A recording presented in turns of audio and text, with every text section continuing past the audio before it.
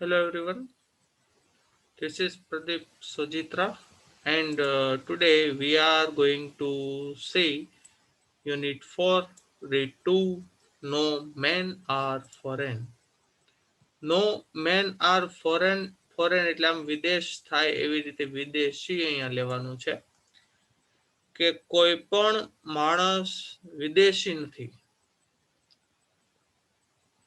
વિદેશી નથી એનો મતલબ એવો કે કોઈ પણ માણસને આપણે અન્ય દેશનું હોય અને જે ભેદભાવ કરીએ છીએ એ ભેદભાવ કરવો યોગ્ય નથી. કારણ કે આ પૃથ્વી ઉપર જેટલા પણ મનુષ્ય રહેલા છે એ બધા મનુષ્ય એકબીજા જેવા જ લક્ષણો ધરાવે છે, એકબીજા જેવું જ વર્તન ધરાવે છે અને જેવી રીતે આપણે જીવન જીવીએ છીએ તેવી જ રીતે તે પણ જીવન જીવે છે.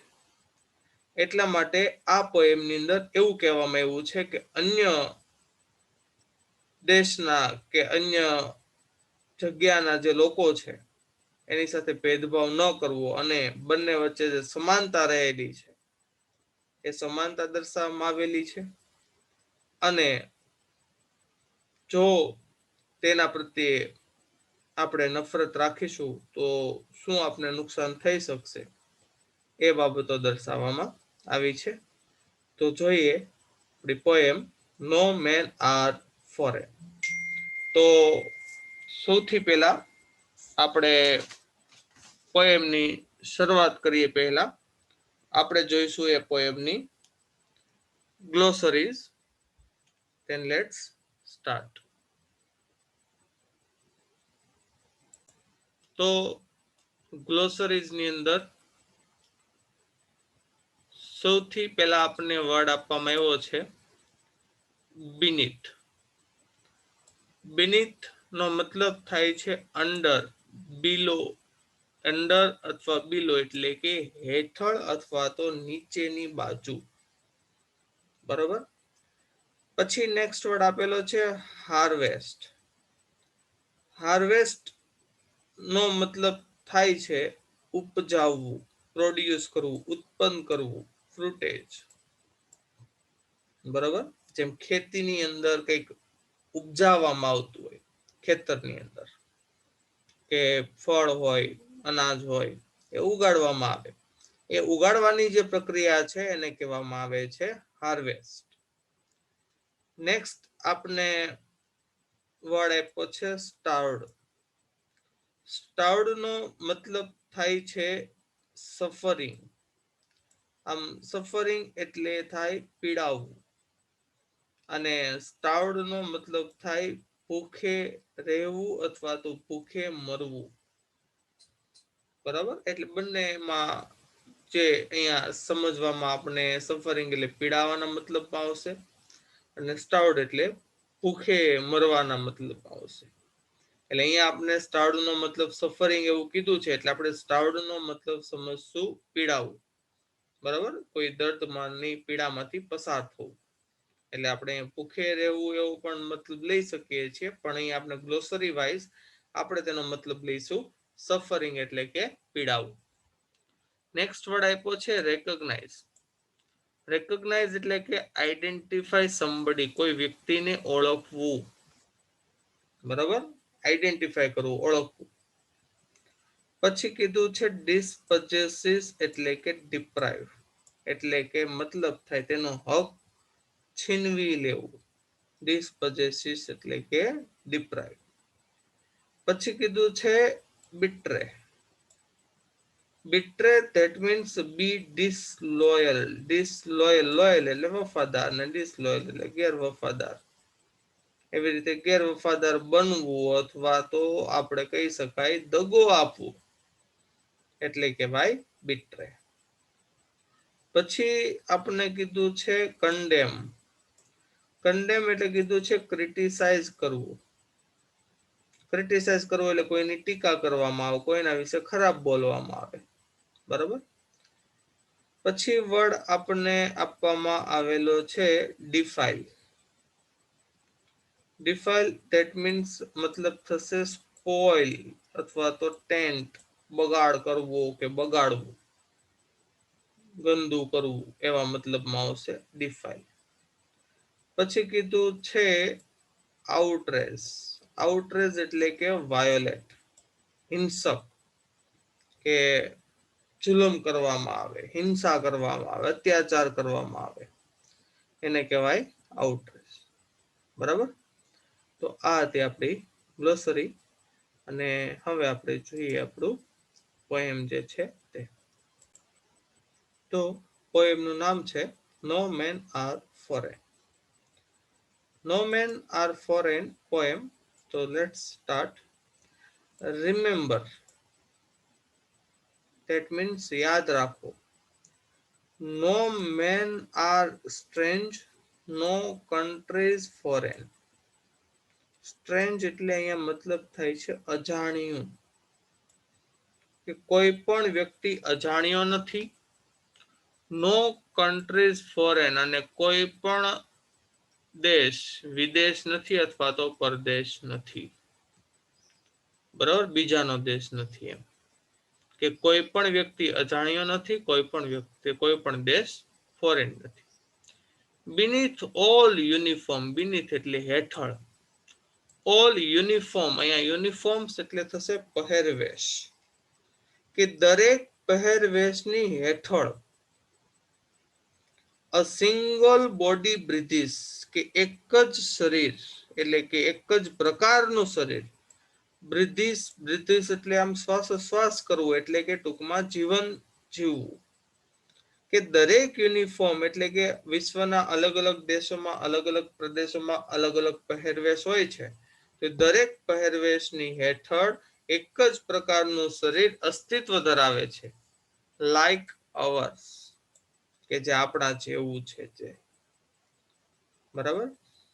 The land our brothers walk upon, કે જે જમીન ઉપર, જેના પર આપણા ભાઈઓ એટલે કે જે આ દુનિયાના જે લોકો છે એ ચાલે છે. ઇઝ અર્થ લાઈક ધીસ, એ આના જેવી જ, એટલે કે જેના પર તમે અસ્તિત્વ ધરાવો છો તેના જેવી જ પૃથ્વી છે. બરાબર, કે એક સરખું શરીર છે બધાનું, અને તમે તમારા ભાઈઓ જે એટલે કે બીજે વિદેશના જે લોકો આપણે કહેતા હોઈએ છીએ, એ બધા જે લોકો પૃથ્વી ઉપર જે જમીન ઉપર ચાલે છે, એ જમીન આ જ પૃથ્વી છે. ઇન વિચ, જેના પર અથવા તો જેમાં, વી ઓલ શેલ લાઈક, કે જેમાં આપણે બધા અસ્તિત્વ ધરાવીએ છીએ અથવા તો રહીએ છીએ. કે આ એ જ પૃથ્વી, આના જેવી જ પૃથ્વી છે જેના ઉપર બીજા લોકો રહે છે. અને આપણું જેવું શરીર છે એવું જ દરેક વ્યક્તિનું શરીર છે. ધે ટુ, તેઓ પણ અવેર છે. અવેર હોવું એટલે માહિતગાર હોવું, જાણકાર હોવું. કે તેઓ પણ માહિતગાર છે. શેનાથી માહિતગાર છે? સન એન્ડ એર એન્ડ વોટર, કે આપણે જેમ સૂર્ય, હવા અને પાણી થી માહિતગાર છીએ, અથવા તો આપણા જીવનમાં તેનો ઉપયોગ કરીએ છીએ, તેવી રીતે તેઓ પણ તેનાથી માહિતગાર છે અને તેનો ઉપયોગ કરે છે. એન્ડ આર ફેડ, અહીંયા કર્તા તરીકે ધે લેવામાં આવશે, કારણ કે કોમાનો યુઝ કરેલો છે આગળ અહીંયા. એટલે કે ધે આર ફેડ, કે તેઓનું ભરણ પોષણ થાય છે. ફીડનું વિથ 3 આપેલું છે ફેડ. ફીડ એટલે ખવડાવવું અથવા તો પોષણ આપવું. બાય પીસફુલ હાર્વેસ્ટ, કે તેઓને પણ ખવડાવવામાં આવે છે, તેઓનું પણ ભરણ પોષણ કરવામાં આવે છે. બાય પીસફુલ હાર્વેસ્ટ, શાંતિમય ઉપજ દ્વારા, અથવા તો ઉત્પાદન દ્વારા, અથવા તો કોઈ પણ વસ્તુનું ખેતી કરીને તેનું પણ ભરણ પોષણ કરવામાં આવે છે. By wars long winter start, કે જે આ યુદ્ધની, શિયાળાના યુદ્ધની જે લાંબા સમયથી જેઓ ભૂખ્યા છે અથવા તો પીડાય છે, બરાબર, અથવા તો તેની જે ભૂખ છે, તેને આ પીસફુલ હાર્વેસ્ટ દ્વારા સંતોષવામાં આવે છે. Their hands are ours. કે તેઓના હાથ આપણા હાથ જેવા જ છે. And in their lines we read. In their lines એટલે કે રેખાઓ, તેના હાથની રેખાઓમાં આપણે વાંચી શકીએ છીએ. A labor not different. Labour એટલે કે જે મજૂર વર્ગના જે શ્રમિકો છે તે. Not different from our own. કે તે પણ આપણાથી ડિફરન્ટ એટલે કે અલગ નથી. બરાબર, તેઓના હાથ પણ આપણા હાથ જેવા જ છે અને તેઓની રેખાઓમાં આપણે વાંચી શકીએ છીએ, હાથની રેખાઓમાં આપણે વાંચી શકીએ છીએ કે labour not different from our own, કે તે જે મજૂર વર્ગ છે તે પણ આપણાથી અલગ નથી. તો આ સ્ટાન્જાની અંદર શું કીધું કે તેઓ પણ સૂર્ય, હવા અને પાણીથી માહિતગાર જ છે. તેઓને પણ જેમ આપણે જેમ ખેતી કરીને આપણી ભૂખને સંતોષવામાં આવે છે એવી જ રીતે તેઓની ભૂખને પણ પીસફુલ હાર્વેસ્ટ દ્વારા સંતોષવામાં આવે છે. તેઓના હાથ આપણા હાથ જેવા જ છે અને તેઓની આપણે હાથની રેખાઓમાં આપણે વાંચી શકીએ છીએ કે જે લેબર છે, જે મજૂર વર્ગ છે તે પણ આપણાથી અલગ નથી. રિમેમ્બર, યાદ રાખો, they have eyes, કે તેઓની પાસે આંખો છે, like ours, કે જેવી આપણી પાસે છે, that wake or sleep, કે જે જાગે છે અને સૂવે છે.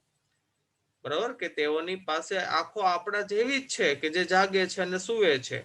એન્ડ સ્ટ્રેન્થ, અને તેઓની પાસે they have strength, તેઓ પાસે તાકાત છે. સ્ટ્રેન્થ એટલે તાકાત, શક્તિ. that can be won, કે જેને જીતી શકાય છે બાય લવ, પ્રેમ દ્વારા. બરાબર, કે તેઓની જે આંખો છે આપણા જેવી જ આંખો છે કે જે જાગે છે અને સૂવે છે, અને તેઓ પાસે જે તાકાત છે that can be won by love, કે તે પ્રેમ દ્વારા આપણે જીતી શકીએ છીએ. In every land, કે સંપૂર્ણ જમીન પર, is common life, એક સામાન્ય બધાનું સમાન જીવન છે. that all can recognize and understand, જે દરેક વ્યક્તિ એને ઓળખી શકે છે. રેકોગ્નાઇઝ એટલે ઓળખવું અને અન્ડરસ્ટેન્ડ એટલે સમજવું, એટલે કે દરેક વ્યક્તિ સમજી શકે છે અને ઓળખી શકે છે.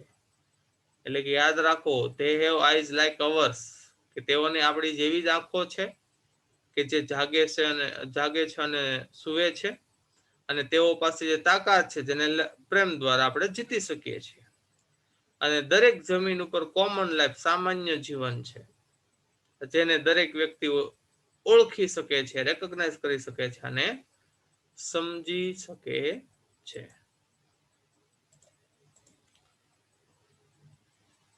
લેટ અસ રિમેમ્બર, ચાલો એક બાબત યાદ રાખીએ કે યાદ કરીએ. whenever we are told, કે જ્યારે આપણને કહેવામાં આવે છે ટુ હેટ અવર બ્રધર્સ, કે આપણા ભાઈઓને નફરત કરવાનું કહેવામાં આવે છે. આપણા ભાઈઓને એટલે કે આ દુનિયામાં અન્ય લોકોને જ્યારે નફરત કરવાનું કહેવામાં આવે છે, કે એક દેશના લોકોને બીજા દેશના લોકો સાથે નફરત કરવાનું કહેવામાં આવે છે, ત્યારે ઇટ ઇઝ અવર સેલ્સ, કે તો તે આપણે પોતે જ છીએ, that we shall dispossess, કે જે આપણે જ છીએ જે તે લોકોનો હક છીનવી લઈએ છીએ.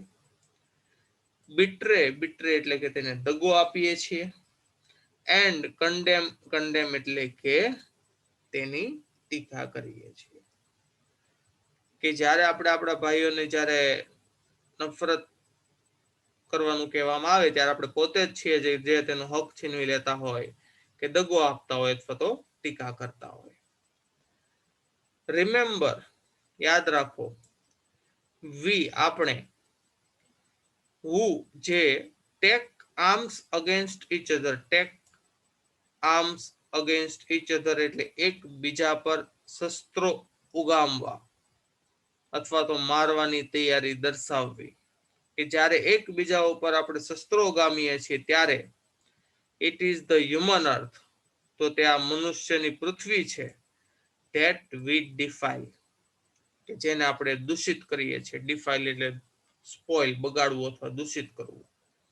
કે જ્યારે આપણે એકબીજા ઉપર હથિયારો ઉગામીએ છીએ, વી ટેક આર્મ્સ, આર્મ્સ એટલે હથિયારો, અગેન્સ્ટ ઈચ અધર, એકબીજા ઉપર, ત્યારે આ જે મનુષ્યની જે પૃથ્વી છે that we defile, જેને આપણે ડિફાઇલ કરીએ છીએ એટલે કે દૂષિત કરીએ છીએ.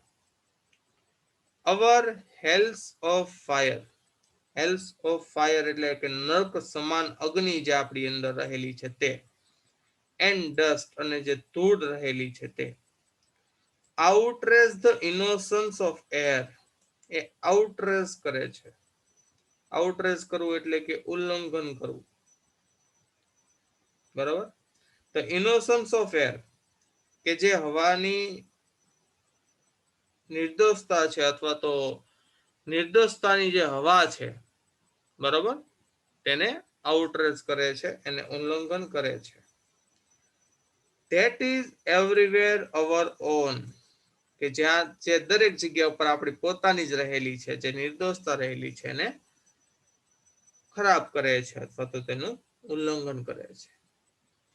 રિમેમ્બર, યાદ રાખો, નો મેન આર ફોરેન, કે કોઈ પણ વ્યક્તિ વિદેશી નથી. એન્ડ નો કન્ટ્રી સ્ટ્રેન્જ, અને કોઈ પણ દેશ આપણા માટે અજાણ્યો નથી. બરાબર. તો અહીંયા જે પોયમની અંદર કહેવામાં આવ્યું કે વિશ્વના દરેક લોકો આપણી જેવા જ હોય છે.